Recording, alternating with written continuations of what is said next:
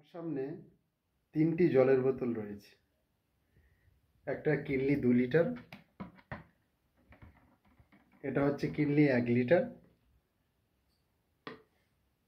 আর এটা বায়োভা কোম্পানির, এটা হচ্ছে 500 ml। আগে আমরা এই জলের বোতলে দিতাম 35 টাকা কেনার জন্যে দোকানদারকে। এই জলের বোতল 1 লিটারের জন্য দিতাম 20 টাকা, আর 2 লিটারের জন্য 35 টাকা, আর 500 ml-এর জন্য 10 টাকা।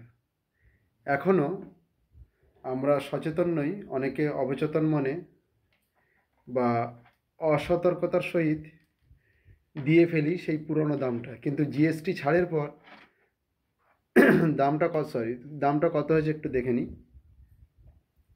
2 লিটার কিনলি জলের বোতলের দাম পরিষ্কার লেখা আছে 30 টাকা, 25/11/25-এ তৈরি, ম্যানুফ্যাকচার, 30 টাকা 2 লিটার জলের বোতলের দাম। তাই ভুল করে আমরা আগের দামটা যেন না দিয়ে ফেলি 35 টাকা, এখন এর দাম হচ্ছে 30 টাকা এমআরপি। নেক্সট 2 লিটার জলের বোতল 35 টাকা ছিল, এখন হয়েছে 30 টাকা। নেক্সট 1 লিটার জলের বোতলের আগে দাম ছিল 20 টাকা, কিন্তু বর্তমানে এখানে আমরা দেখতে পাচ্ছি 16/10/25, অক্টোবর মাসে তৈরি, ম্যানুফ্যাকচার, 18 টাকা। এখনও আমরা ভালোভাবে দেখি না, এমআরপিটা 20 টাকা দিয়ে দিই, কিন্তু এটা এখন দাম জিএসটিতে ছাড় দিয়ে দাম হয়েছে 18 টাকা।